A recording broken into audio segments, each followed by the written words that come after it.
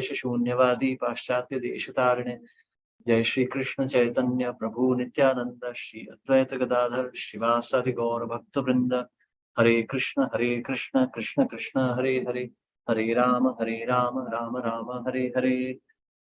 So text 30 doing Om Namo Bhagavate Vasudevaya. Om Namo Bhagavate Vasudevaya. Om Namo Bhagavate Vasudevaya. Om Namo Bhagavate Vasudevaya. Om Namo Bhagavate Vasudevaya. Om Namo Bhagavate Vasudevaya. Yat Priyanad Barhishi Devatriyan Tiryan. Yat Prinanad Barhisi Devatiriyan. Manushya Virutranam Avirinchat. Manushya Virutranam Avirinchat. Priyeta Sadhya Saha Vishwa Jiva. Priyeta Sadhya Saha Vishwa Jiva. Prita Swayam Pritam Agad Gayasya. Prita Swayam Pritam Agad Gayasya. Yes, please. May I read for you? Yes, please. Hare Krishna. Translation. When the Supreme Lord is pleased by a person's actions, automatically all the demigods, human beings, animals, birds, beasts, creepers, trees, grass, and all other living entities, beginning with Lord Brahma, are pleased. The Supreme Personality of Godhead is the super soul of everyone, and he is by nature fully pleased. Nonetheless, he came to the arena of Maharaj Gaya and said, I am fully pleased. Purport.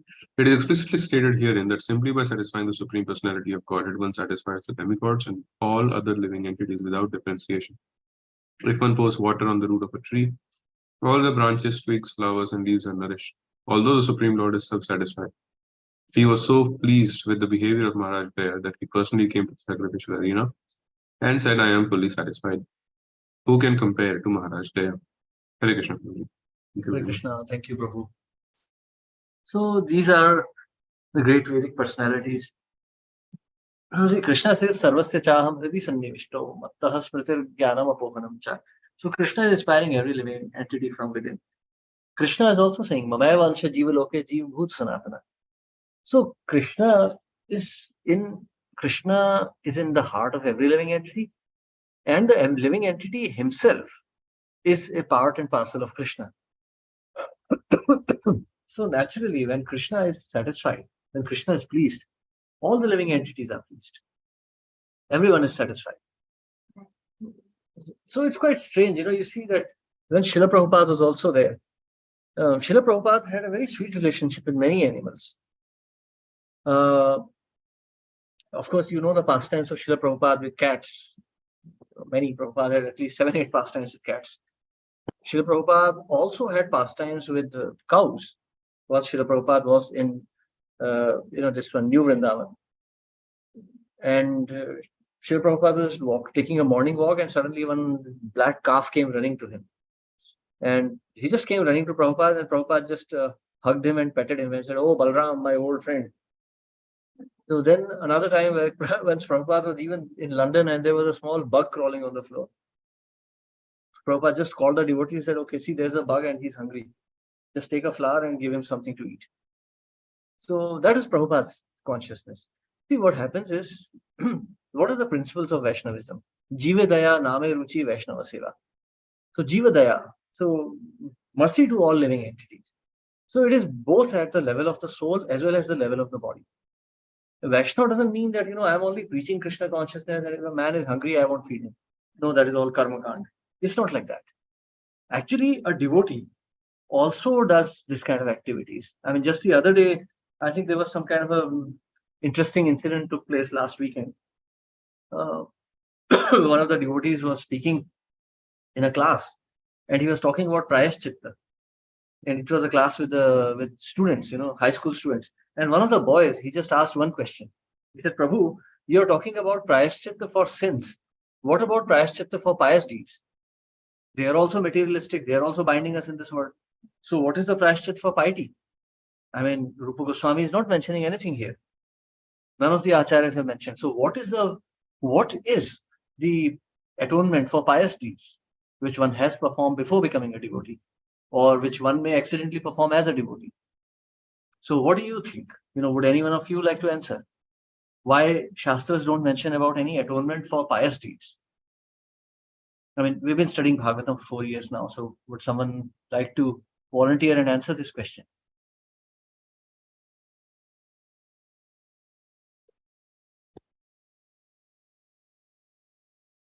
Take your time, think and tell me.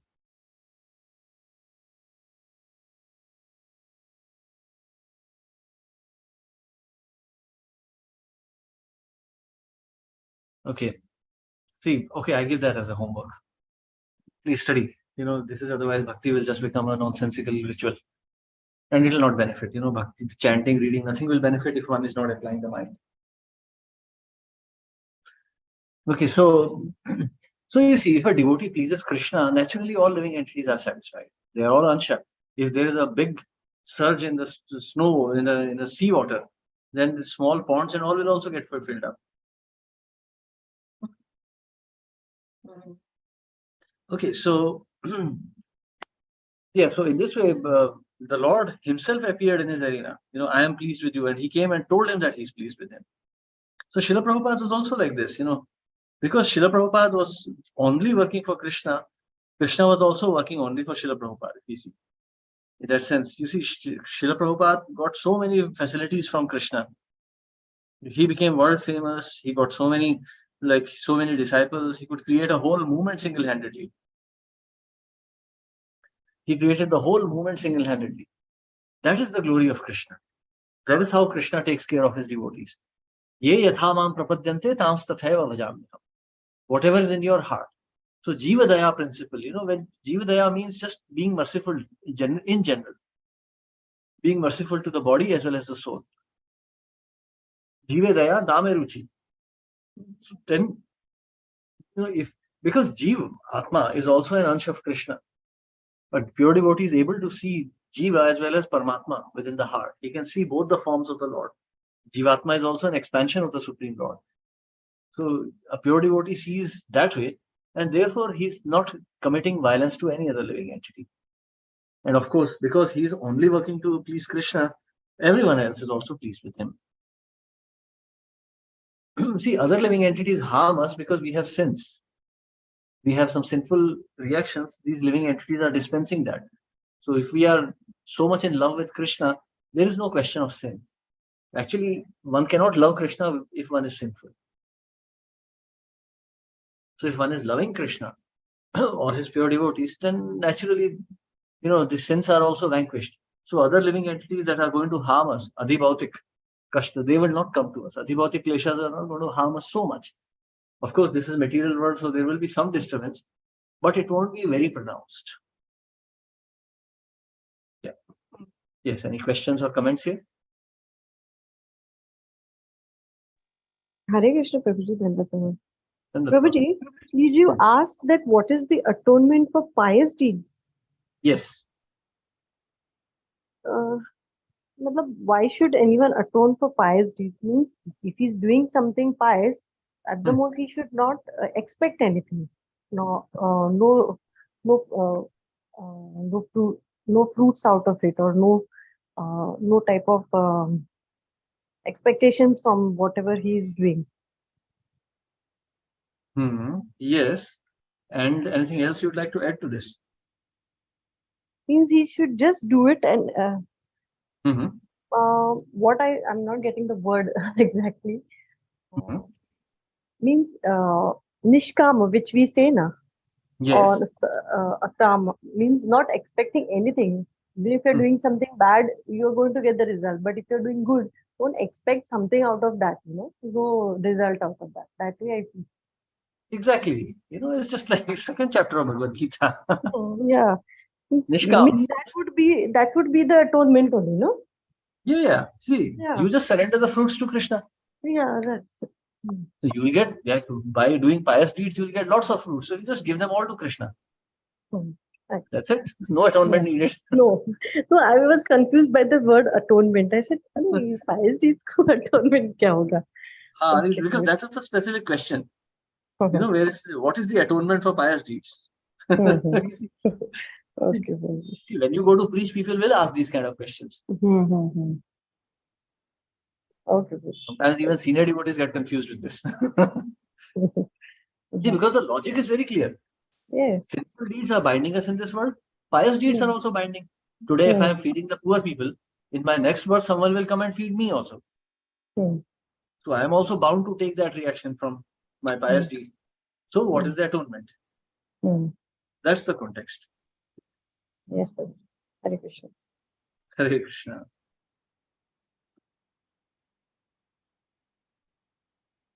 Yes. So we can. Any other questions or comments here? So, Prabhuji, just one point to add to it too. Also, isn't it Bhagavad Gita says that when we are chanting, all the karma of the phal, whether beej, fruit or flower, whatever the stage is, they all get taken care of. So whether it's good flower or a bad flower, they are going to be taken care of anyways, no? Yes. So they will be taken care of. And at the same time, they will not affect at all because one is not expecting anything. See, one has to act. One will have to act. And if one is acting, it will either be pious or impious. You know, it will be like that. So it's better to perform Jan Kalyan, like Srila Prabhupada said, that just feed the people of Dham. But Prabhupada refused when Hyderabad governor wanted him to feed all the Hyderabadis. So Prabhupada refused that. Then how do you relate? Prabhupada also refused when there was a volcano or hurricane or something like that, or That was Hyderabad. something. Yeah, he refused that too, right? There was a famine. Yes, he refused that. That was a Jan Kalyan too. But Prabhupada said, "We'll chant, we'll pray for them." Yeah, because it's an unnecessary work. Like when we have a temple and we are cooking like hundreds of kilos of prasadam, then we should feed everyone. Because that is being cooked for the deities, it is meant for everyone's benefit. So because we have to cook for deities anyway.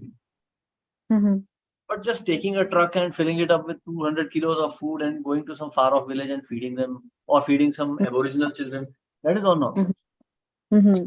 That makes no sense. Like, this, for example, is food for life. Actually, it was food for all when Srila Prabhupada started. And food for life was only meant for holy places, not for like some rascal cities like Bombay and Delhi. So when we are feeding some children and they are eating that and then they are doing sinful activities, we are getting their karma. So it becomes dangerous.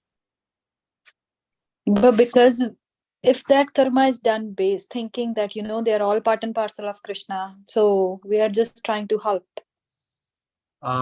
No. So if something is close by, it's the principle of prayas. Yes. Like we shouldn't do any extraneous effort. We're cooking in temple anyway, so if people are coming, we feed them. Yeah, but we'll not go out of the way to feed people somewhere. Makes sense. But is it then if you like give prasadam or somebody pays you from it, then do you then get that karma, or like then it's not that kind of same as like food for life, like you give it for free? Like if you sell prasadam or something? The Prabhupada allowed selling of prasadam. He said, okay, you can do this because meat eaters are anyway going to eat in some restaurants. So it is better that we cook in our restaurants and feed them. In that way, they'll not be contaminated. That was one way. So that's okay. Yeah. So, but at the same time, Prabhupada did not advocate selling of food. Just okay, just like set up restaurant chains and start selling everywhere. No, not like that. He said like grahasthas can sell food and live with that. Donate half the income to temple and live with the other half. Prabhupada allowed that. But the thing is, it should not interfere with our sadhana.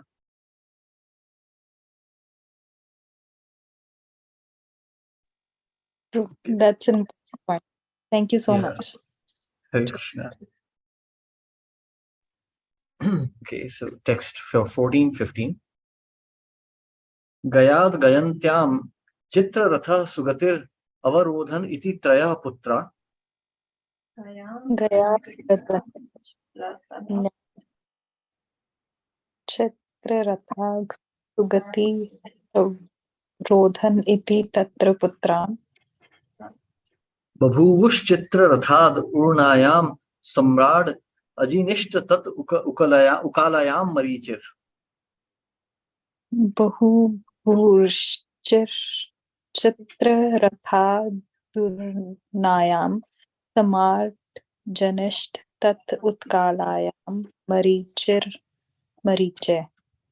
मरीचेर बिंदु मत्याम बिंदुम आनुदप पद्यत तस्मात् सरघायाम.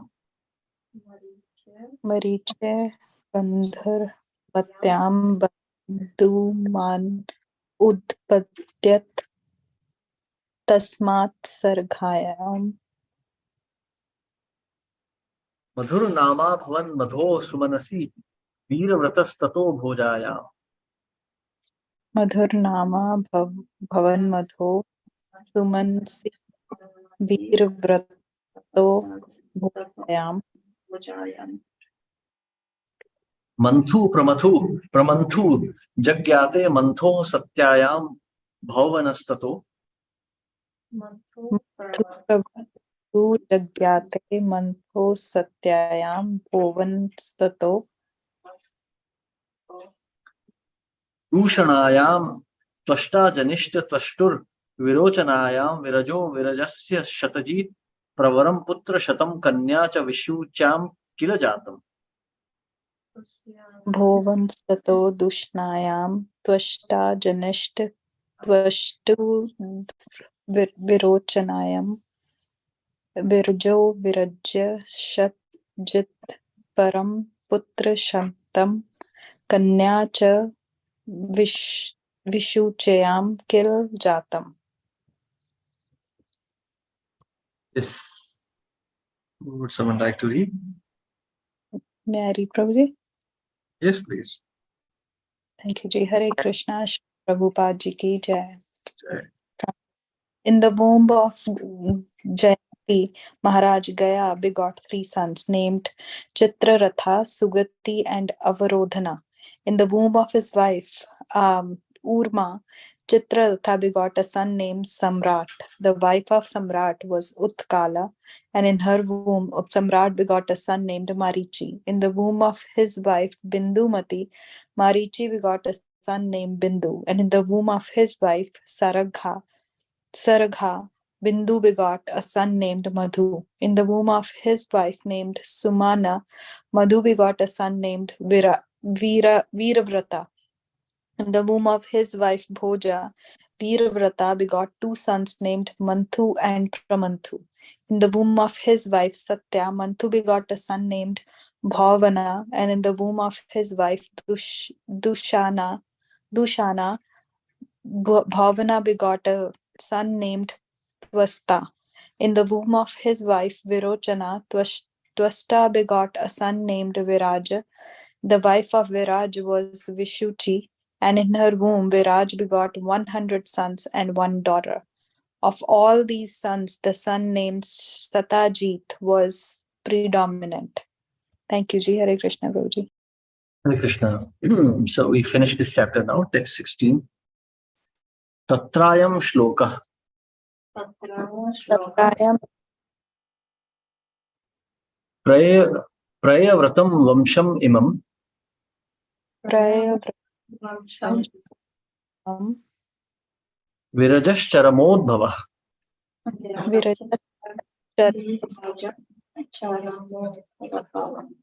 Akarodatyalam kirtya. Akarodyalya Vishnu suraganam yatha.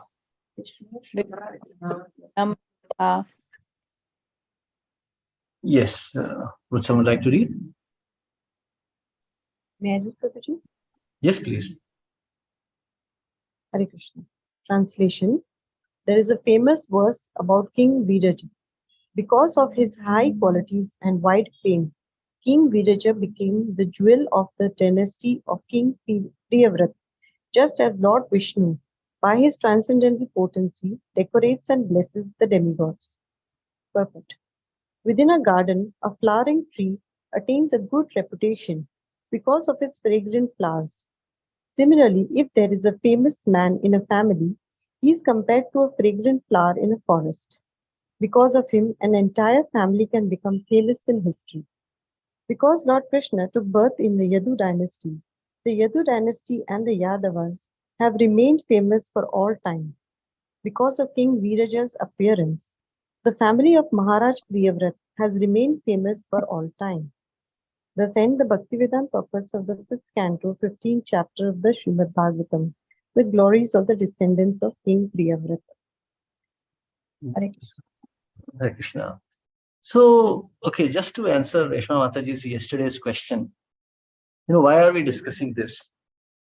So, you see, Maharaj Priyavrat was a greatly accomplished soul. He was the brother of Devahuti, the son of Manu, brother of Uttanapad, the uncle of Dhruv Maharaj. So you can imagine what a glorious personality he was.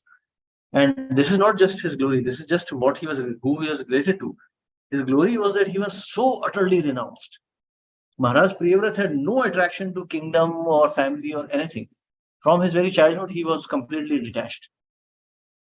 So, when his brothers took renunciation and they left, there was nobody left in the family. We see the story of this one also, Prachina Barhishat. When there was no one left in the family to procreate, at that time, he was called. He was called back from his renunciation to establish a lineage. So Maharaj Priyavrat's real renunciation was his leaving of renunciation. Maharaj Priyavrat was actually attached to his renunciation. The Lord had to break that. So he became Grahastha, which was his real sannyas. And therefore, we can see the glories where such great personalities have appeared in his lineage. So that's why there's a whole chapter dedicated to the lineage of Maharaj Priyavrat. This is the glory of Maharaj Priyavrat. If he wouldn't have come back, some low-class men would have procreated and earth would have gone to hell. But because Maharaj Priyavrat came back and he procreated, we got such an illustrious lineage which continued the tradition of Bharatvarsh. So you see, the activities of the Lord are very difficult to understand. Yes, any questions or comments here?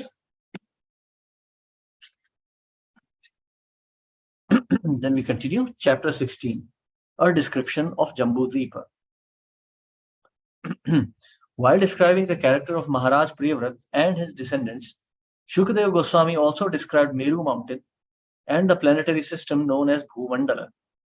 Bhumandala is like a lotus flower, and its 7 islands are compared to the wall of the lotus. The place known as Jambudvip is in the middle of that wall.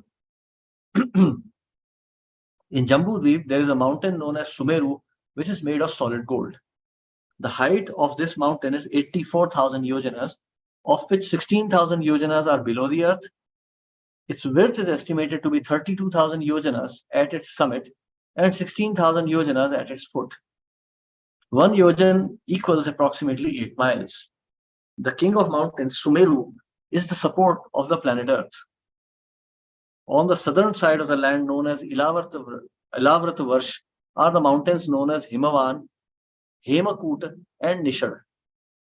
And on the northern side are the mountains Nila, Shweta and Shringa. Similarly, on the eastern and western sides, there are Malyavan and Gandhamadan, 2 large mountains.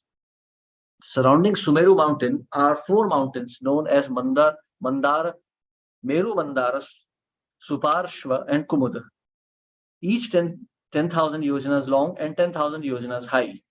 Of these 4 mountains, there are trees. On these 4 mountains, there are trees 1100 yojanas high, a mango tree, a rose apple tree, a kadamba tree, and a banyan tree. There are also lakes full of milk, honey, sugarcane juice, and pure water. These lakes can fulfill all desires. There are also gardens named Nandan, Chitrarath, Vaibhrajak, and Sarvatobhadra. On the side of Suparshva mountain is a kadamba tree with streams of honey flowing from its hollows. And on Kumuda mountain, there is a banyan tree named Shatavalsh, from whose trees rivers flow containing milk, yogurt, and many other desirable things. Surrounding Sumeru mountain, like filaments of the wall of a lotus, are 20 mountain ranges such as Kuranga, Kurar, Kusumbha, Vaikanka, and Trikuta. To the east of Sumeru are the mountains Jathar and Devakuta. To the west are Pavan and Pariyatra, and to the south are Kailash and Karaveer, and to the north are Trishanga and Makar. These 8 mountains are about 18,000 yojanas long, 2,000 yojanas wide, and 2,000 yojanas high. On the summit of Mount Sumeru is Brahmapuri, the residence of Lord Brahma. Each of its 4 sides is 10,000 yojanas long. Surrounding Brahmapuri are the cities of King Indra and 7 other demigods. These cities are 1/4 the size of Brahmapuri. Hare Krishna. So I will do one thing. I will just share this image with you because it is not to be seen in the new Bhagavatam sets. So just hold on. If you can just hold on, I'll just put on my camera. If you can see it, please let me know.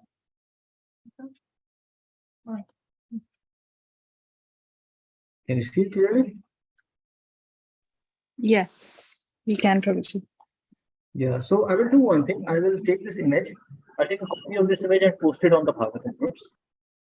So you can like sit at leisure and look at the geography of the universe. That will be a great help, Prabhu. And hold on, there's one more thing I want to show you. This is the movement of the Kala Chakra. You know, this is the movement of your Kundali. You know, the movement of the constellations.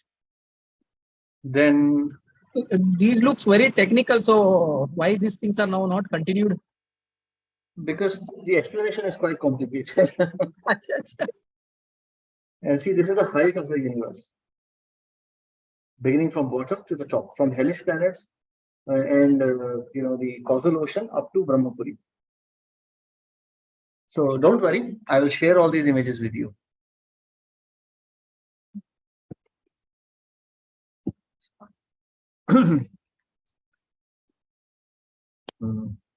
Okay, so we just continue. So, okay, now one more point, you know, one small point. This is the chapter that we are discussing now, is the chapter because of which many people have even left ISKCON. Many people have criticized Prabhupada and left ISKCON, and there's a lot of controversy even now. And in fact, the Temple of Vedic Planetarium in Mayapur is also a little bit stuck because of this. So, Why? because the geography is a little difficult to reconcile. So, you know, exact technical descriptions are still debatable. People are still Yes, Prabhu? Prahlad Kalave call. Oh, sorry, he was talking to somebody else. Yeah. Sorry, Prabhuji, I was in a meeting. Yeah, I understood. No problem. Yeah. But if you really do want to understand this, because this is one of the important chapters, if it's given in Bhagavatam, please understand this way. When we see through the eye, we are seeing Bhumandal. We're able to see the whole universe through our eyes. So how do we reconcile? How do we understand these descriptions? How do we reconcile them to the descriptions that we have heard through scientists? So try to understand this way, that these descriptions are more from the perspective of consciousness than a physical presence. And also, the physical presence as perceived by us is not complete. Our sense perception is so limited that we cannot perceive so many things. For example, the axis of the universe is Mount Sumeru. It's made of pure gold, and it's the axis of the universe. From Brahmalok down to the hellish planet, it is extending. So how do we understand this? We can't see any mountain, and it is said that this Mount Sumeru supports the earth, but we can't see any mountain, let alone a mountain of gold. So try to understand this way, that this is a spiritual mountain, in the sense that this is a mountain made of consciousness. Like just, yes, Prabhu, you have a question. No, not a question, but I just wanted to ask you, what is the page number of that pictures that you just showed? I have the PDF version here. I can share the screen. Oh, wonderful, wonderful, wonderful, Prabhu. Thank you. Okay, so found much. it, found it. These are the plates, Prabhu. Yes, yes, yes. So this will be, if you want to count, then this would be. Found it, found it. Found it? Oh, lovely. Yes. Oh, great. Yeah, I remember getting this book from the Gopinath library and taking a color Xerox of this. I mean, way back in 2001, I paid 10 rupees for a color Xerox. I never knew one day I would get the Bhagavatam itself.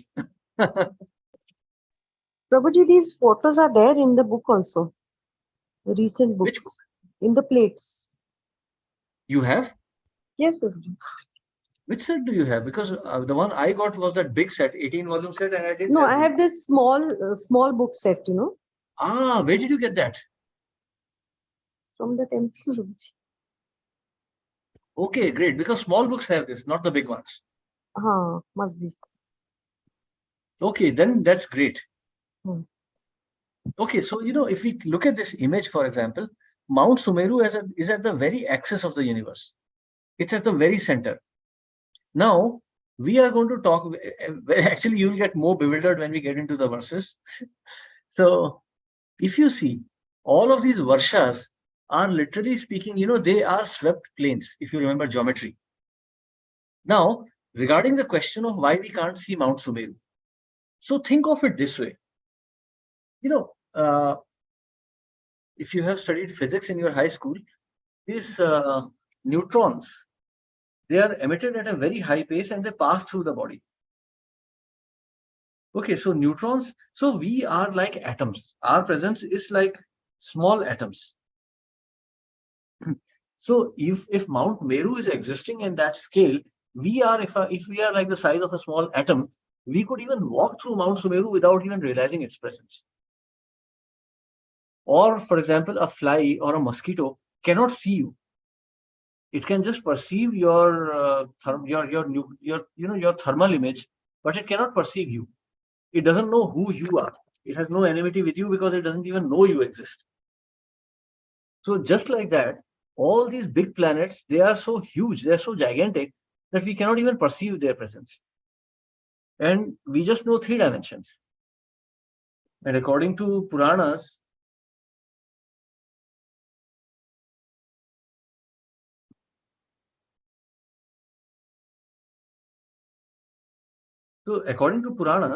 like there are so many dimensions of the universe that we can't even perceive.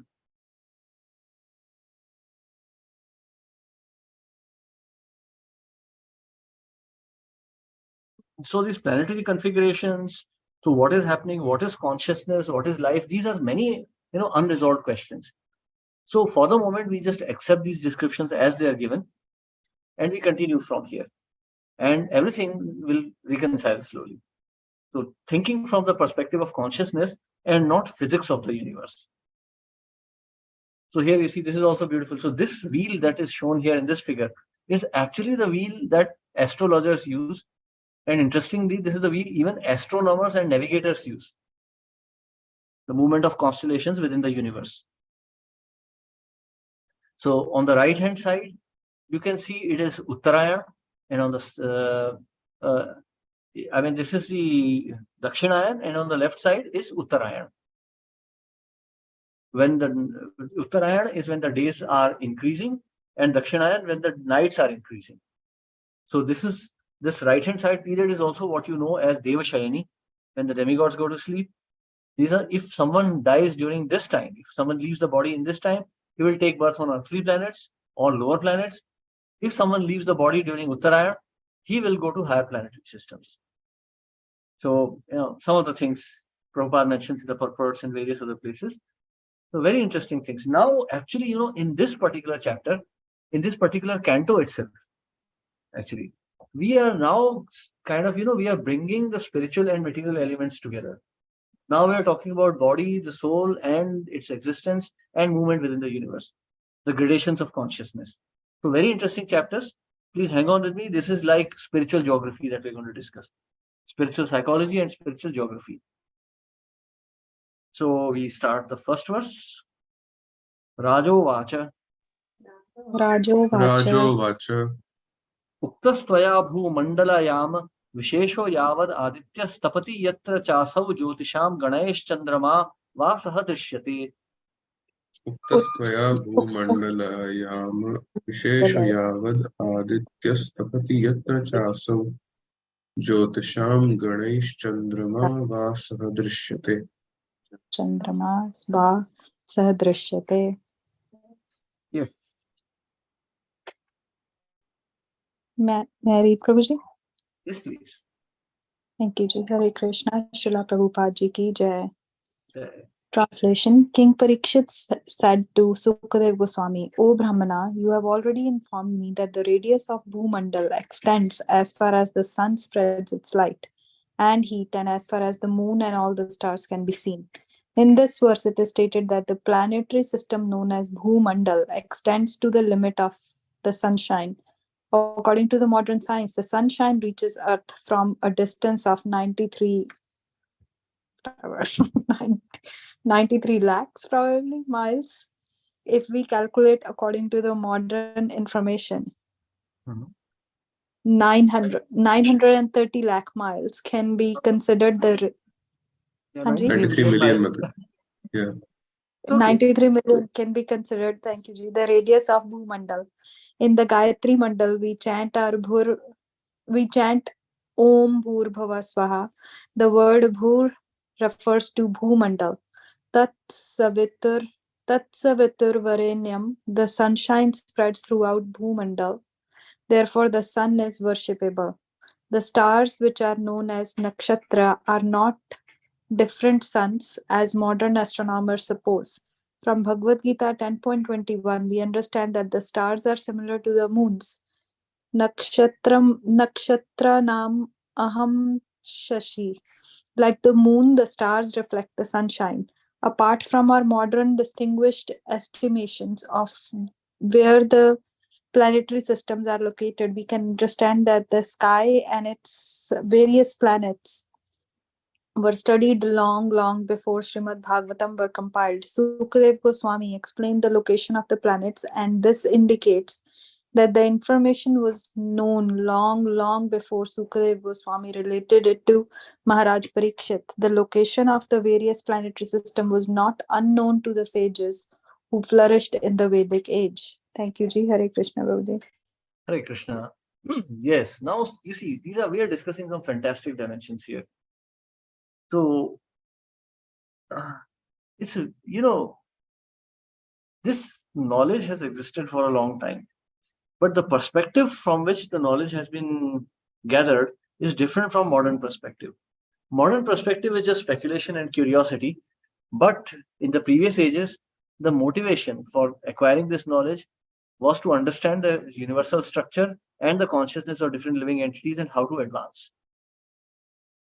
Now, in modern science, there are many stars, but according to Bhagavatam, there is only sun, and all the other stars are deriving their power from the sun. Now, someone may say, how is that even possible? Like we see so many other Alpha Centauri, then there is so many other stars. Proxima Centauri is the nearest star to us, 4 light days away from us. But so how do we understand all of this? So point is very simple. There are so many things, there are so many phenomena even on Earth which we don't understand, like radiation of energy. Now, what is energy? Sun is sending rays to Earth, but how is this energy coming to Earth? There is vacuum in between. There is no convection, there is no conduction. What is radiation? We have no idea. What is electromagnetic energy? How do mobile waves travel through vacuum and other things? We have no idea. We just accept it as it is. We can observe the phenomena. So there are many phenomena on Earth itself which we don't understand. So certainly we can think, for instance, that the so-called stars, how are they deriving energy from the sun? So sun may be radiating the energy. These planets may be absorbing this energy and reflecting it back, or absorbing the energy and re-radiating it. So Bhagavatam will say that they are planets. We may think they are stars. So in this way, there would be some contradictions, but if you understand the spiritual perspective of Bhagavatam, everything will be reconciled. Hare Krishna. Yes, any questions or comments here?